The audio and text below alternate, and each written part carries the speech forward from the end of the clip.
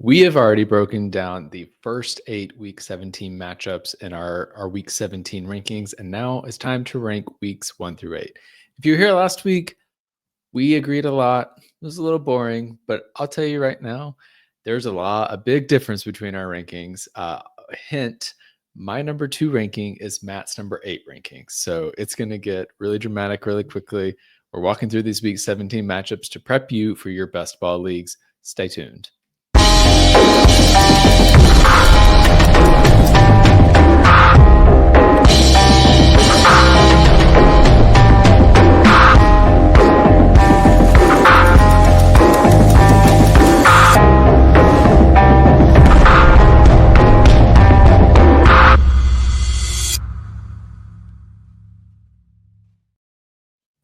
Welcome to Summer School, Club Fantasy's best ball podcast streaming exclusively on YouTube.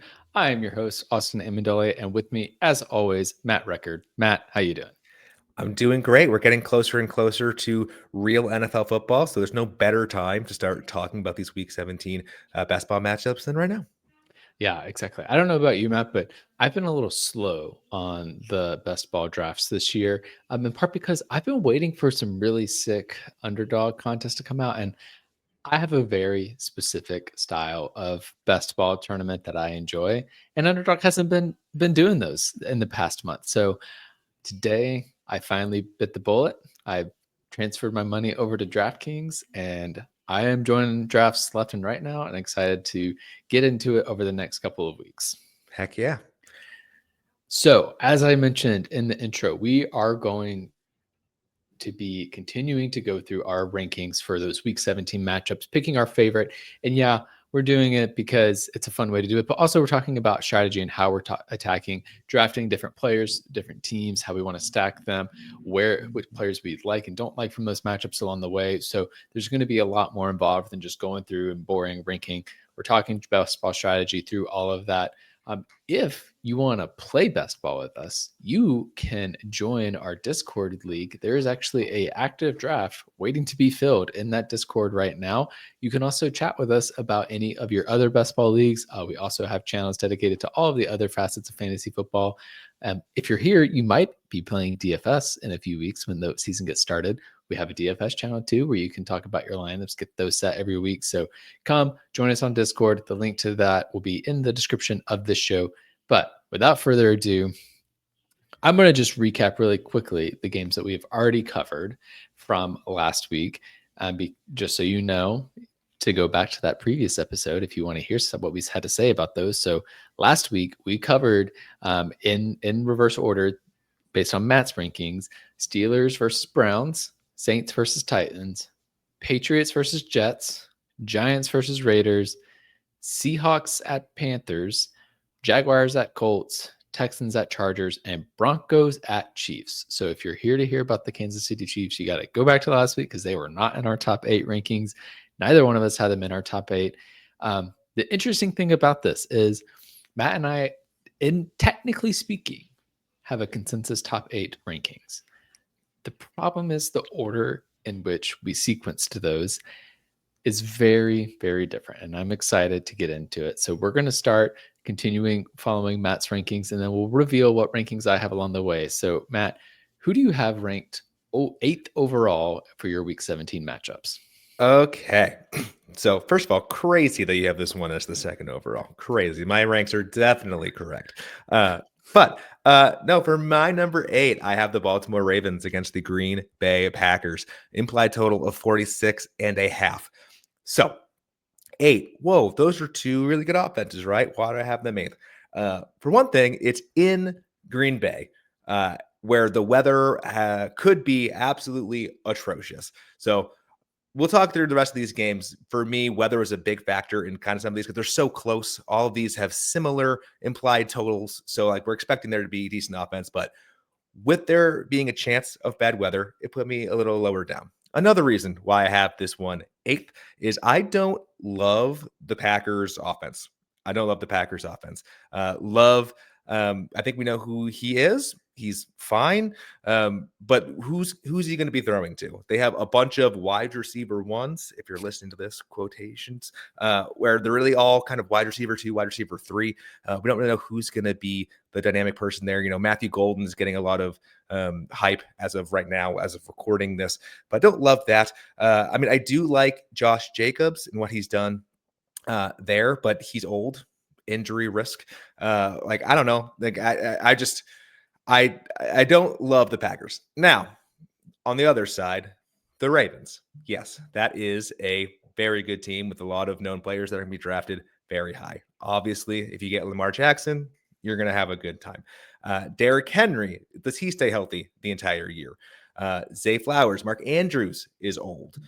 I don't know. The Ravens have an extremely good defense. They always have. The Packers have an up-and-coming defense. So 2 really good defenses with, for me, some question marks at the skill positions on both sides in terms of longevity. I don't know. I have it 8th.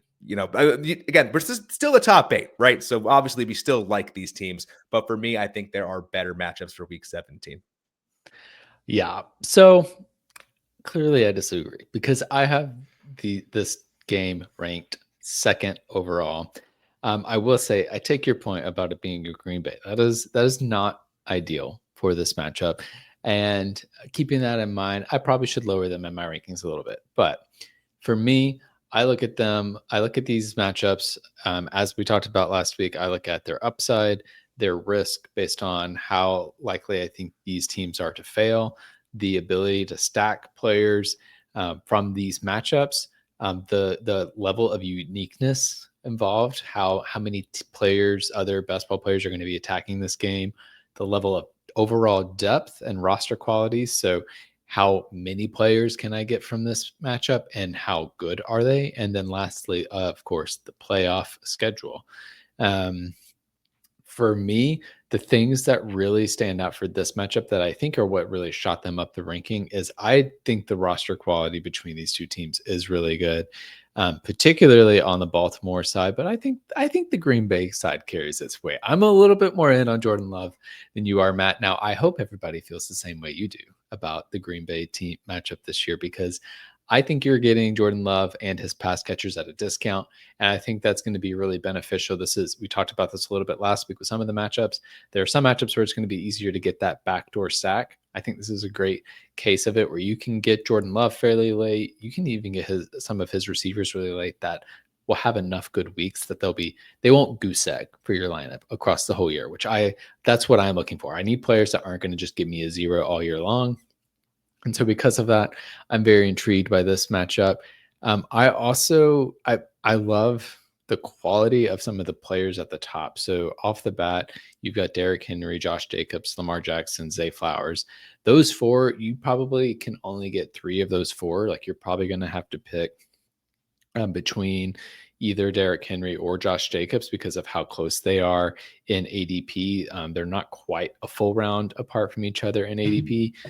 So maybe one of them slides a little bit and you're able to get both of them, but most likely you're getting 3 of the 4 of those: Henry, Jacobs, Jackson, and Flowers. And I think getting 2 to 4 of those guys is going to be a really strong start to your lineup. I think even like going Derrick Henry and Lamar Jackson and doing that stack, I find that really interesting. And it worked last year, right? It was counterintuitive. You had a rushing quarterback and a really elite running back. Like Derrick Henry's not a pass catcher, and yet they both performed really well. You could have advanced with both of them on your rosters, and that would have worked out for you. So I am very in on this matchup. It has that 46.5 point implied team total, which is among the highest in week 17. Now, there's a lot of time for that to change. But the other thing that's nice about it too is the spread is actually currently really close. It's at 1.5, so should be a close matchup. Should be plenty of back and forth affairs, and I like the roster quality there on both sides. I will wait to tell you who my 8th overall ranked because it's going to be really funny when we get there. So instead, we're just going to go ahead and go straight to Matt's 7th overall ranked matchup. So Matt, who do you have? You have 7th. Yeah, so 7th for me would be the Rams At the Falcons, another implied total of 46.5. Dome game, right? So we don't have to care about weather. But there are some question marks here. The Rams, who is QBing the Rams at this point? I mean, as of making these rankings, not everything about Stafford had come out necessarily, but like that's a little worrisome, right? But there's a bunch of lovely players there on the Rams that you like. Obviously, we like Puka. We have Devontae Adams, new acquisition. Kyron Williams, who just got that nice big extension. You like that. I like that offense, right? And there are some question marks around the Atlanta Falcons as well. Is Michael Penix good? Unclear. Doesn't matter when you have Bijan Robinson running the ball, right? And Drake London catching it. And of course, everyone's favorite, love to hate him player in Kyle Pitts. There's a lot of good stuff there. Now, I have them higher than the last game. One, yes, dome. Maybe I'm a sucker for the weather part of it. But I think both of these defenses aren't as good, right? So I think there's more potential for this to be a bigger back and forth offensive matchup than the previous one. So yeah, there are a decent number of question marks here, kind of both at the QB position. But I think there's a lot of upside there. I cannot believe you are so down on the Falcons. How, like, don't you know you're supposed to play to the host and like talk up their favorite team? No. So I totally hear where you're coming from. I have them ranked fifth. So I'm just a couple of spots ahead of you. Not that different. And I will say my fifth through seventh teams are pretty well bunched together. So it's easy for a team to get knocked up quickly or knocked back down. For me, I love the Atlanta Falcons of this matchup, which is probably going to hurt me. And I swear, this is not me being a homer. Like, I am notoriously pessimistic about the Falcons because, as any Falcon should be, you should be pessimistic. But this year, I feel some degree of optimism that the offense will be fairly robust. And I think in particular, I do feel good about Michael Penix coming in and being able to get the ball fairly consistently to Drake London and that playing a big role in this offense being successful. I think there are also some really good values, like getting Darnell Mooney in the 8th round, Kyle Pitts in the 13th round. These are guys that are going to, I think, help your roster. They're not going to goose egg. They'll have some spike weeks, as we saw last year. That will play well to your team. The Los Angeles Rams side to me is, as you mentioned, Matt, the actual more complicated aspect of this because of what is going on with Matt Stafford right now. As we're talking through this and the uncertainty, the negative news we're getting in terms of his health and what that's going to mean for the season. That said, if Jimmy Garoppolo is running this offense, I think he can keep it on the rails. I think he can do enough for Puka Nacua and Kyron Williams to get what they need. And we've seen him have a good season with Devontae Adams as well. So I feel pretty comfortable with even having Garoppolo in as the backup. What I think then starts to happen if we don't have Matt Stafford is I feel a little bit less certain about some of the late round dart throws that will have some of those spike weeks. So like a Tutu Atwell, I start to feel more nervous about him. Whereas like if Matt Stafford's running the offense, I feel good about him being my last pick in the draft. But with both of these rosters, I feel like there's a lot of potential upside there. And the other thing I want to name is one of the reasons they really stood out to the top is because their week 15-16 matchup is probably more favorable. It's more favorable than all but one other matchup out there, where they're over the total between these two teams for those week 15-16 matchups is 94 points. Whereas you compare that to they're the number 2 team overall in that rank. So while their overall playoff total is a little bit reduced compared to some of the other teams, they have a really good combined week 15-16 total, which gives them a little bit more upside in those interim games that you need to get all the way to the finals. So I like them for that. I like the roster, and I think there's a lot of ways to get creative with it. But now we're going to get to number 6, making our way closer to the top. And again, I don't think we have any of these matchups ranked the same the rest of the way through. So this is going to be another spot where we disagree a little bit, but I think it's still helpful to like talk through like what we see differently in these matchups. So who do you have ranked number 6? Yeah, I have the Chicago Bears against the San Francisco 49ers. Yet another implied total of 46.5. So there are certain things we are assuming here for why I have this at 6. So I, for one, actually do think Caleb Williams is going to have a bit of a breakout year in year 2. Why do I think that? Because if it doesn't happen this year, it's never going to happen. All the Bears did was surround him with people to help him out. So they completely redid the interior offensive line, which is huge. I mean, last year, the big story was he had absolutely no time to do anything. That's a problem. DeAndre Swift, still a really good value there at running back. You can get him slightly later than other people with some upside. The wide receiver room is wicked good. They went and got Colston Loveland to complement Cole Kmet, who I still love Cole Kmet. People hate him, especially here at Club Fantasy, but I love him. So again, better offensive line, better playmakers around him that you can stack pretty easily. I think Williams is going off the board as QB 18 or so. Just confirming. That could be 14 now. Okay.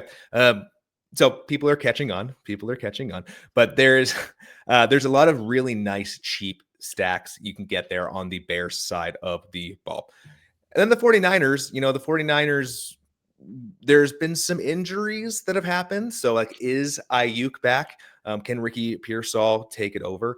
CMC looking healthy at the moment, but will he stay healthy? There's some questions there on the 49ers, but well-coached team, always pretty good. I think again, you can get them for pretty cheap. And with that implied total being 46.5, I don't know if a lot of people are looking to rely on either of these two teams. So you talk about just getting people that other folks aren't going all in for. I think that ranks pretty highly for me there. So all in all, I think this is a real opportunity for you. Yeah. Well, I mean, Matt, it sounds like honestly, if we combined our takes on this matchup, that they would be my number 1 overall, because for me, I had them this is the 3rd best matchup overall, Heck which yeah. Heck yeah. I feel like last year when we did this, I also had the Chicago Bears in the top 3. And I feel like so last year we just went off of my rankings and that was it. And so what I said went. And I'm pretty confident I had like Atlanta, Chicago number 3. And we got to that episode and your like intro bit was like, why the heck are we talking about this game right now? I'm back around on it. I have the Chicago Bears in this 3rd overall matchup. And I said the thing about if we combine our takes that they could be my number 1 all, because I'm actually a little bit nervous about the level of uniqueness you're going to get with this. Like I'm worried that there are going to be people that are attacking this game a decent amount, especially I feel like there's enough Caleb Williams hype that there's going to be a lot of people in on the Bears this year, maybe less so on the 49ers. I could see them going under the radar. But that said, I think the thing that I love the most about this matchup is just the sheer number of players you can draft that are quality starters. So they get a 10 out of 10 in terms of depth for me. They get a 9 out of 10 in terms of roster quality. That's because I only gave out 110, and I'll hold off on telling you who that was. But just like the sheer number of players, you got McCaffrey, DJ Moore, George Kittle, Rome Odunze.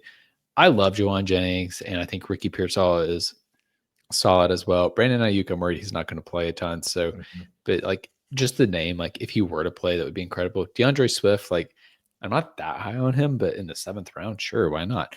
Luther Burden, I'm like, oh, I kind of want to see it first. But then you have Caleb Williams and Brock Purdy both going in the 9th, 10th round.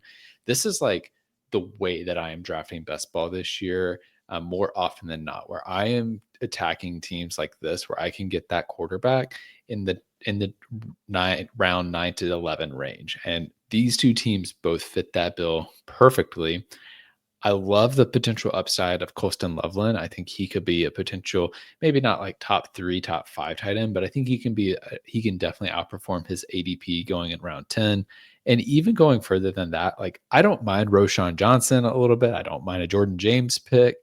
Demarcus Robinson for the San Francisco side. I know this, like, getting really like down and dirty with this, but I low key love having him at the very end. Like, he was fairly productive at times for the 49ers over the past couple of years. So I don't mind taking a stab at him at all on this. So love, I mean, just absolutely love the players from this matchup. And I think this is one of those where I feel like for both teams, you could spam them a little bit. And it Oh could yeah. be that could be the way to get different. Cause I do think people are gonna want to attack these teams. But if you have, like, I don't know, let's call it 4 players from either of these teams, you're going to start getting different because people are going to get uncomfortable having 4 or 5 players from from a single team in general. And I think that's a way to get unique with this because you can also do it with the ADP. Like, the ADP is really favorable. You can tell I really like this matchup because I'm talking about it a lot. Like, McCaffrey goes in round 2, DJ Moore at the beginning of round 4. It might be hard to get DJ Moore and George Kittle, but you have DJ Moore, George Kittle, and Rome Odunze all going pretty close to each other. You could probably get 2 of those 3, and then still potentially get either Ricky Pearsall or Jawan Jennings, and then get one of your quarterbacks. And then there are some late round options. Like, it's going to be easy to get players from this matchup, and so I really like that. And being able to just kind of spam it, you can get different that way. 100%. So I mean, hopefully I convinced you to, boost them up a little bit past 6th, but you do have other matchups ranked more highly. So they must be like really great then based on Oh, the case I just absolutely. made. Um, Absolutely. so so tell us, who do you have ranked 5th? Yeah, this one, upon looking at it again, I don't know if I would have this be 5th right now, but the Tampa Bay Buccaneers at the Miami Dolphins, implied total of 47.5, one of the highest implied totals of the week. Yeah, I mean, starting with the good, I always start with the good news, right? The Bucks have an elite offense. You love Baker Mayfield. I love where he's going off the board. All he does is produce. So if you're not going to get one of those top 5 QBs, Baker's great. Now, there's been some, injury concerns with the wide receiver core that have come up recently, which aren't super exciting. But Mika Egbuka, I can't pronounce his name, You got it. skyrocketing up drafts. If you got him when he was going like a week ago, you're feeling really good. Chris Godwin, not looking great on the injury front. But Mike Evans, all he does is get 1,000 yards. You can kind of write that in there, pending injury, right? And of course, Bucky Irving, everyone's darling from last year. Still love where he's going. So that's an elite offense. You feel really good about that. And you're expecting them to be playing for something still come week 17. On the other hand, the Miami Dolphins, I think, are going to be just terrible. I'm a Patriots fan, so I might be a little biased, but it seems like a dumpster fire down there in Miami at the moment. But that doesn't mean that there aren't still good players that can help you out, right? They still have to play offense. Devon A-Chain, still very good running back they can get late in the first round with a lot of upside. Tyreek Hill is, being faded a little bit because he definitely lost me some leagues last year when I took him 3rd overall, but still, he's there. Tua is cheap. So the main thing is that defense is terrible. The Buccaneers are going to put up a lot of points, which means the Dolphins are going to have to do a lot to stay in this game. We expect it to be good weather down in Miami. So yeah, this is one of those games where I'd rather go heavy on the Buccaneers. Oh, I forgot Cade Otton. I love Cade Otton. You can get him for free at the end of drafts, and he's going to do pretty good for you. But splash in a couple of those Miami players. I wouldn't go all in on them, but just a couple of them, and I feel pretty good with having a lot of players from this game. Yeah, I mean, there's a lot to like definitely in this matchup. I will say this is one that I am a little bit lower on than you are. I do have them ranked 7th overall. So they're not my least favorite of the 8 we're talking about today. That's still to come, but they are ranked 7th for me. And I think it has a lot to do, one, with the Miami side, but also with the challenges of building a team around this matchup. So they got a 5 out of 10 for me in terms of stackability. And it's because you have Devon A-Chan, Bucky Irving, Tyreek Hill, and Mike Evans all going within 2 rounds of each other. So you're only going to be able to get 1 or 2 of those players. And then you have a similar thing happen where you have Waddle and Godwin going within a few picks of each other. So you're probably only getting one of them. I think Baker Mayfield is a little bit too high in ADP for my blood. I would rather be getting him in that round 9 to 11 range. He's in the round 8 range right now. But even then, you kind of have to make a choice. You're either getting Baker Mayfield or Emeka Egbuka. It's going to be hard to stack those two guys. Now that may shift as Egbuka continues to shift up boards. But then you kind of continue going down, and you even late in the draft, like Rashad White, Jalen McMillan, Tua Tagovailoa, they're all really closely tied. So the point being, it's going to be hard to really stack this matchup. You're only going to kind of get one player from each of those tiers, which is fine.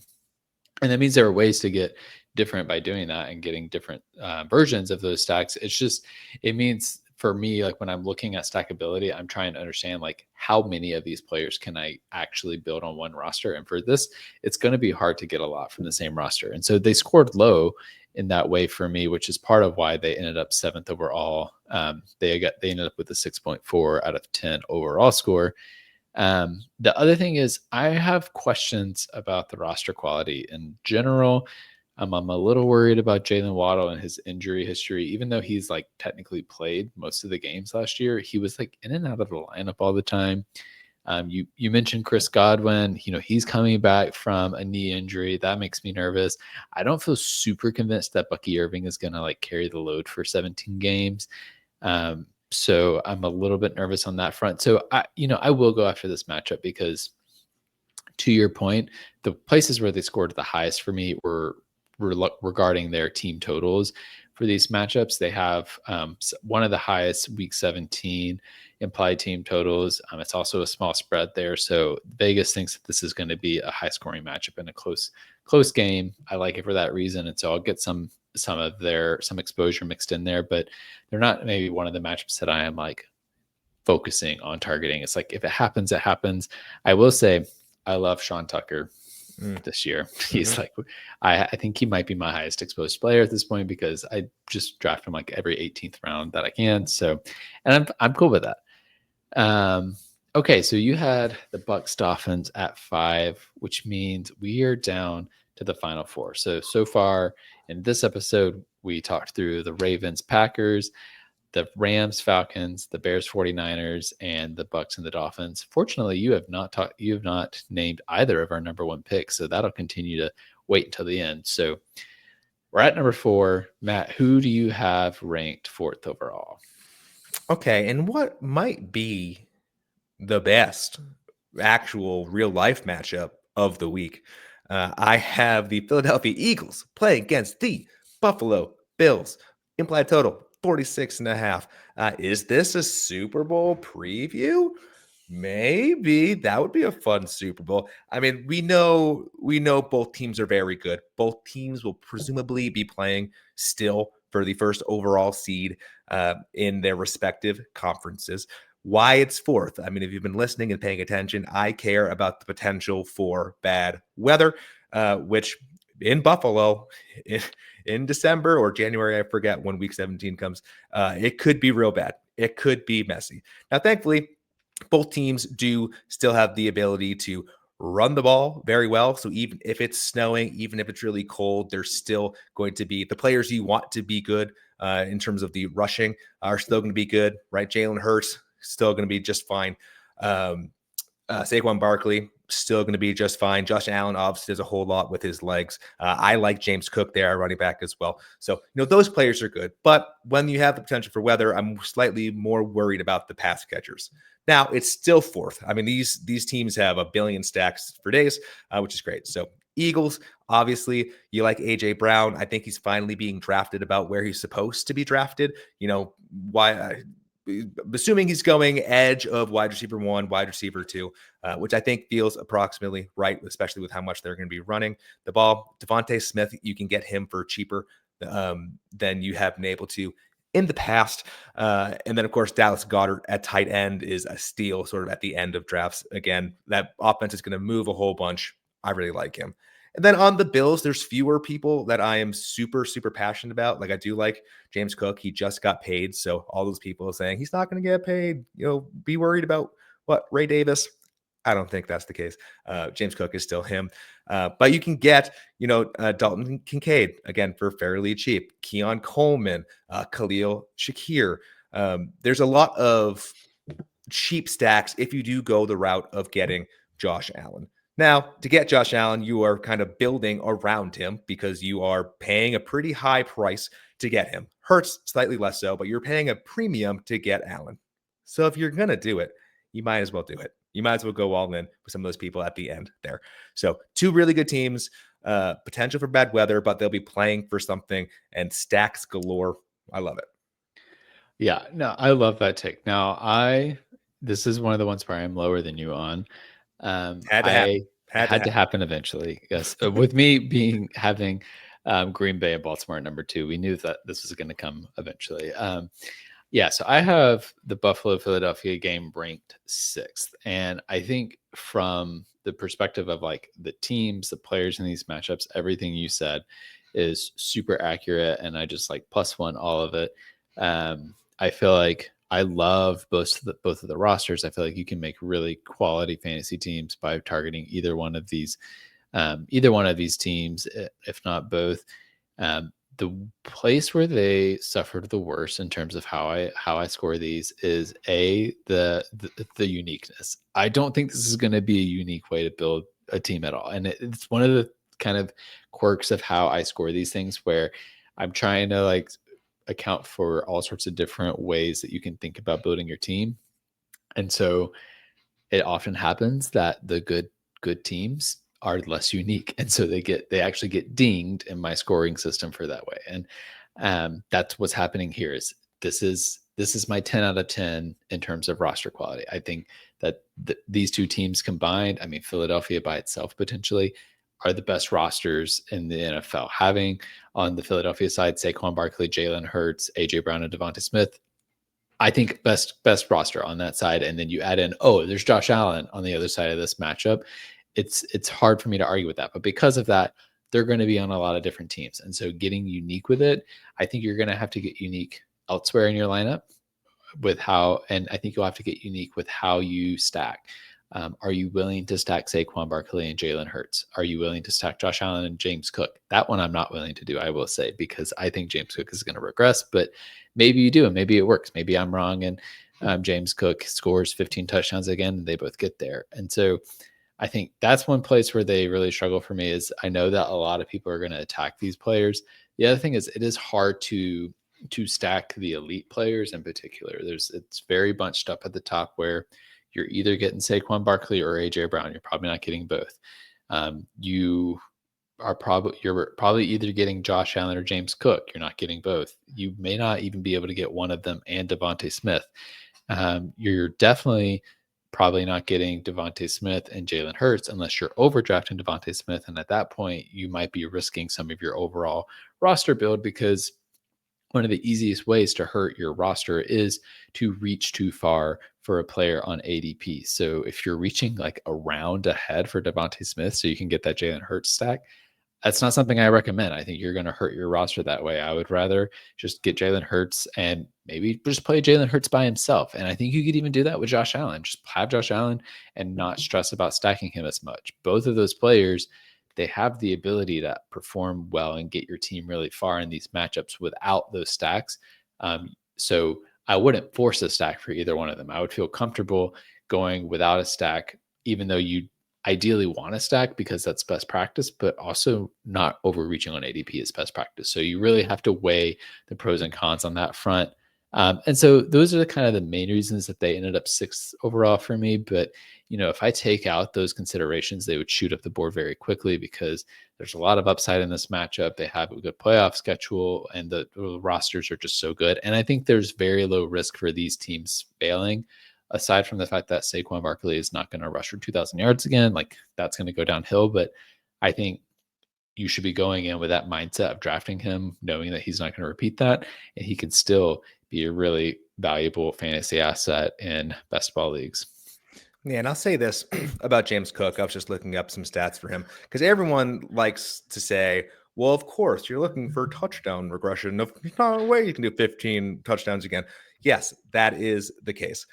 However, he's going off the board as running back 14, so he's going to be your RB2. He had 16 fewer receptions last year than he did the year before. In terms of points per game between the 2 years, it's only differing by like 2 points a game. So yes, he's not going to score that many touchdowns again, but they get him involved in that offense. And at that RB14, I'm ecstatic that everyone is fading him because of the touchdown regression stuff.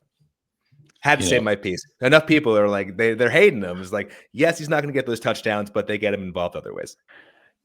I mean, I think that's fair. I'm so down on him, but I hear you. I hear where you're coming from. That's fine. All right. So we are down now to our top 3, and there's going to start being maybe a little bit more overlap here soon, but not quite yet. So Matt, who do you have ranked 3rd overall? Number 3, I have a divisional matchup in the Detroit Lions going against the Minnesota Vikings. Implied total of 46.5. Minnesota in the winter. Oh no. Good thing they play in a dome. Kind of like last year. These are 2 teams that might be playing for the division. I would not be surprised if those are the 2 teams that are again playing for the NFC North. There are just so many delicious stacks on both sides. I mean, we know what the Lions are going to do. You can get Jared Goff for cheaper than you'd think. People I'm not sleeping. Maybe he's appropriately being drafted, but the fact that you can get him later, still get your Amon-Ra St. Brown, still get your Sam Laporta, who's going a little later than I think he should be. Your Jamison Williams, who for best ball, I mean, great target for a best ball league. And then of course, Jahmyr Gibbs and David Montgomery. Like that offense is just freaking great. And I'm not as scared of the Vikings defense as many people are. And then on the Vikings, there is question marks around JJ McCarthy. To me, at least, like, is he the real deal? Obviously, he looked great in the preseason last year. He got hurt. They're handing him the reins. Awesome. But even if he ends up being just average, you still have really awesome playmakers there. I think Aaron Jones is being slept on as one like that RB3, RB4 sort of spot.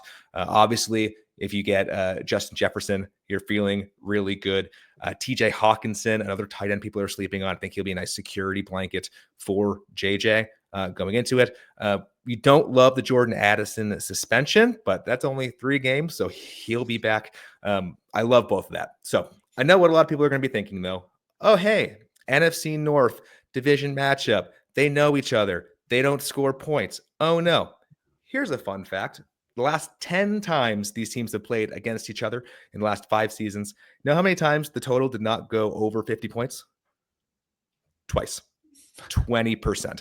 These teams love to score points against each other. And the most recent one that didn't was the last game, but they still hit 40. I'm not concerned about them knowing each other. So with all of those stacks, really great players all around the place. I mean, obviously you've heard me. I love the tight ends. It's just easy to get free stacks with those QBs. I love it. And I have an inkling you think less highly of this game. Yeah. I mean, again, it was going to happen eventually. So I have this game. This was my 8th overall ranked game. So I'm way lower on this one than you are. In part, a couple of things happened here. First, the playoff schedule is not ideal for these teams. They have some low over-unders there. And if we just look so Detroit, they play Pittsburgh in week 16. It's probably going to be a little bit of a tough matchup for them. Minnesota, they have a game against Dallas and then one against the Giants. Those could be kind of weird matchups. So not the most ideal playoff schedule for me. The other thing is I do think it is a bit hard to stack some of these players, mostly because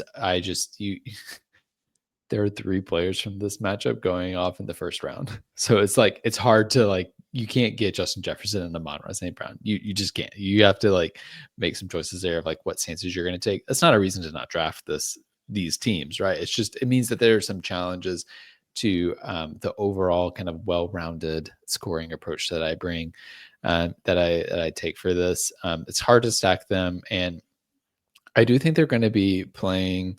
They're going to be played a lot, and so I think it's hard to get unique here. Now, there being so many elite players, there are ways to get unique.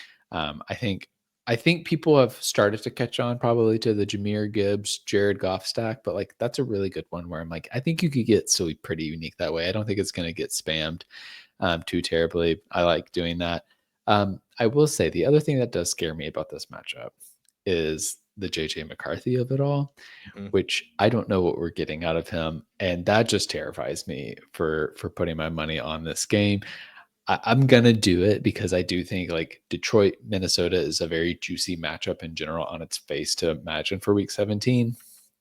But I do have some concerns that these teams can both underwhelm a little bit, and because of where their players are going on ADP, them underwhelming could be detrimental to my advancement rates. So they're a little bit lower ranked for me on that part, but they're still one of my favorite matchups. Like the top half of these, like they're all matchups that I am like, I'm not going to be mad to build teams around those. Like I will have teams that are built around all 16 week 17 matchups in some form or fashion, some less so than others, but this is definitely one where I'm like, oh, that's pretty nice, especially because the fact that one of these teams plays Dallas, and you'll notice we have not talked about Dallas yet in these Mhm. matchups. So it's nice to have some other ways to get exposure to that Dallas game, which we're almost going to get to because next we got to get to our number 2 overall ranked matchup. Matt, hit us with who you have ranked second overall.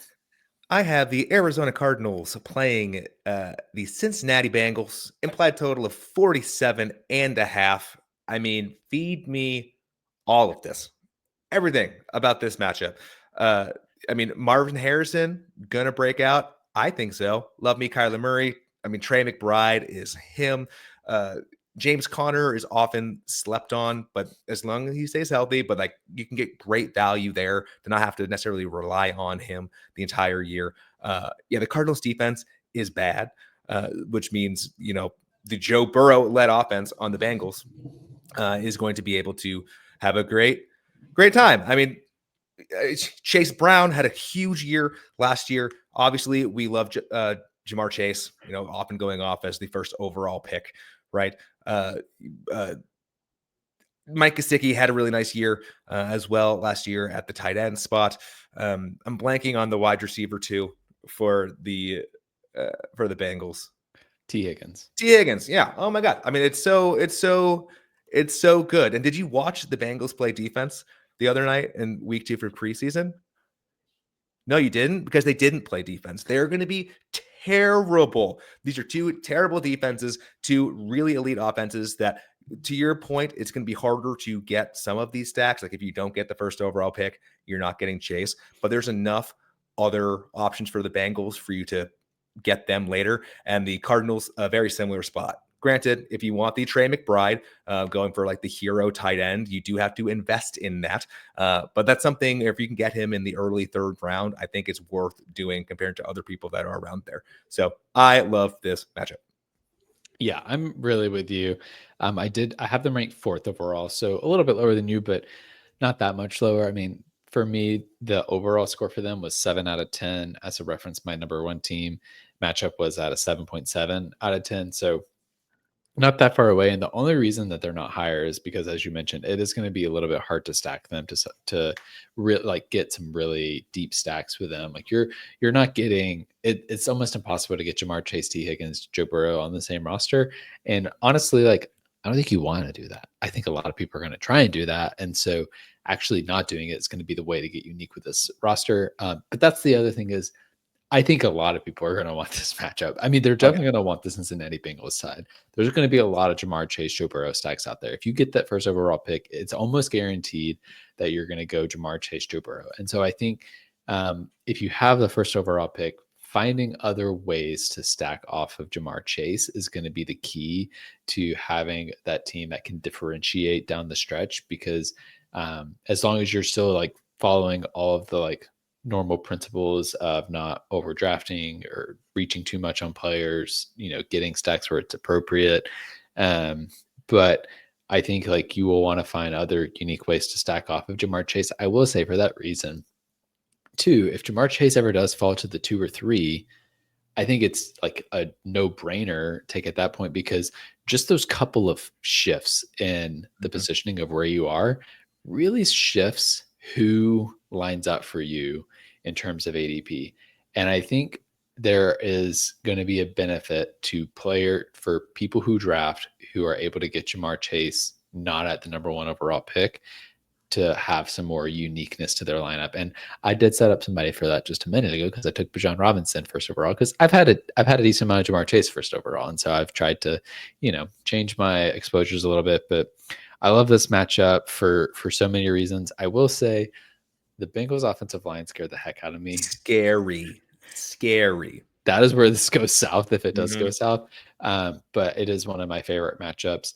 And I think it's hard to argue with it. I think you just need to be mindful of how you are finding ways to get different. Like, I'm not big on Chase Brown this year in general, but like doing a Chase Brown Joe Burrow stack is an easy way to get different on this, as opposed to just focusing on T Higgins, Jamar Chase, and Joe Burrow stacks, or making sure you have James Conner in there. Like, people might not be Mm-hmm. excited to draft James Conner. They're like, he's not going to do that much, but on underdog in particular, he's going to score touchdowns. So that's valuable to me. Getting Mike Gesicki in there, I think, is going to be a way to kind of help your rosters out. I will say, like, I am all in on Marvin Harrison this year. I do feel like he could have the real big breakout this year. And maybe that's part of the key of getting unique with this is if you do Jamar Chase, get Marvin Harrison, get Kyler Murray, or do something like that where you are stacking this matchup, you're correlating this matchup by focusing on getting the Arizona side with some of the Cincinnati side, because there's just going to be so many people on that Cincinnati side that if maybe Kyler Murray outscores Joe Burrow in that week 17 matchup, suddenly you have kind of the magic button that helps get you a little bit further ahead. So the funniest thing about our top 8 is that we did not agree on a single rank from 2 to 8. Until we mostly agreed on 10 through 16, but we have the same number 1 overall ranked matchup. And I am very happy about that because I think it is by and far away clearly the best matchup to be going after. So Matt, reveal to the listeners, who do we have ranked number 1 overall? If you were paying attention, you were writing down every other matchup we talked about, you already know that it's the Dallas Cowboys against the Washington Commanders. The highest implied total of 48.5, so the highest total of the entire slate. This is okay. So I'll start with the negative here. So we're banking on a couple of things for this to be number 1. So from the Commander side, we're banking on no regression for Jaden Daniels. We still think he's going to be that top 3, potentially top 1 QB. We're expecting Terry McLaurin to still be there. We expect whatever the running back situation is to still be good. So Commanders, we're expecting them to be the same team they were last year. Cowboy side, we're expecting a positive regression back to being a decent offense. So last year we got burned quite a bit by the Dallas Cowboys.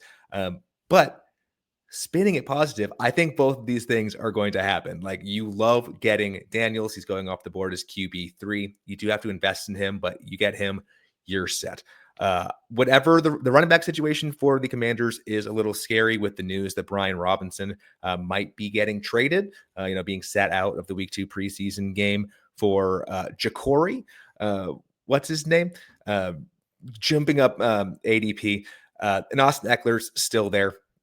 Deebo Samuel looked fast, I guess, in the preseason. So all of the being worried about him being overweight, he's there. I think he's going to be fine.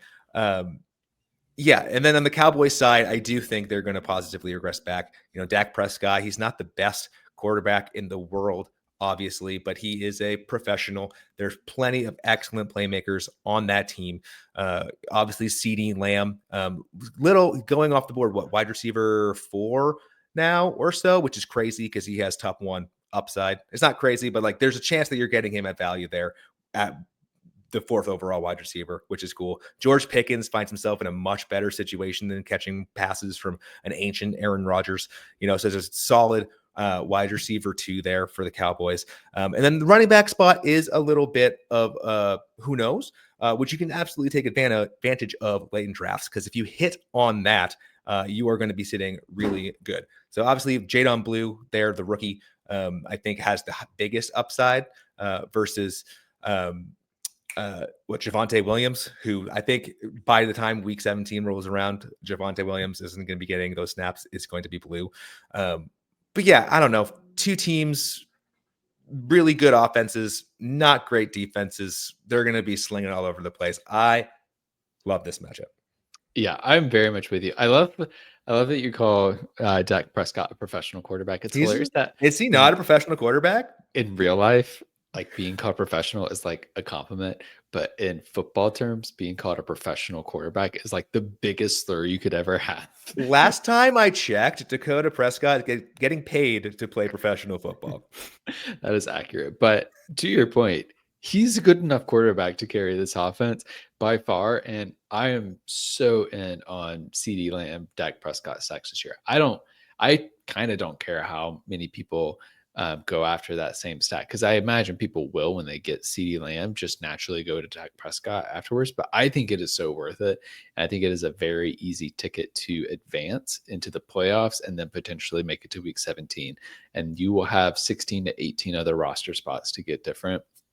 So I love it for that reason. I think they are in for a huge bounce back this year. And they have some other pieces on that offense that I think are very interesting to attack. Like, I am not mad about going with a George Pickens stack in this team, because I think he could bounce back this year within this context and being part of a serious organization that's actually going to pass the ball with respect. Whereas I don't know what the heck the Pittsburgh Steelers have been doing for the past several years. Sorry to my Pittsburgh Steeler fan friends, but that's just how I feel about it. I love the running back situation because I love how ambiguous it is. And I love being able to get Jaden Blue late in drafts in particular, because I think he is going to be the highest upside running back on that side. But, if I get enough drafts in, maybe I'll go Javonte Williams one time. Probably not going to do it more than one time, but I don't mind the ambiguity there, because there's always potential benefit to an ambiguous backfield. I love the Washington Commanders side of things as well, particularly some of the depth that they have. Terry McLaurin situation does suss me out a little bit. I am expecting a little bit of regression from Jaden Daniels, so I definitely prefer the Washington's or the Dallas side of this. But I don't mind doing that correlation with the Washington side as well, especially with the tight ends. You can get Zach Ertz a little bit late. We saw he had some ceiling games down the stretch late in the year. So if you have him as part of a 3 tight end build, I'm not mad about that. It's just overall like a really good matchup. The total lines set up really well. The roster quality is there, I think, from both sides in terms of the offenses. And it's easy enough to stack them. Like, you could reasonably have a team that goes CD Lamb, Terry McLaurin, Dak Prescott, maybe even George Pickens, Jake Ferguson. Like, you can stack this matchup pretty easily, which is nice. So I think for that reason, it really rises to the top for me. And I think in a world where people are notoriously down on the Cowboys, especially coming off of last year, their rostership percentages may be a little bit reduced this year. And so going after those types of stacks, I think, will be really beneficial to best ball drafters. Okay, we have done it. We have talked through every week 17 matchup. So that means we have talked through every NFL team and why you should or should not stack them and how you should stack them and attack drafting them in best ball drafts. If you come join us next week, we're going to do a live draft. And if you join our listener Discord, we'll let you know when we're joining that draft, and you can try and join it with us. We're going to figure out what draft we'll be doing. I don't know if it's going to be a Best Ball Mania or something else. We'll figure it out, but you can come draft with us. And aside from that, I'm Austin Amandolia. That's Matt Record. This has been Summer School with Club Fantasy FFL. Remember, defense wins championships. Offense wins fantasy football, and best ball makes money. We'll see you next time.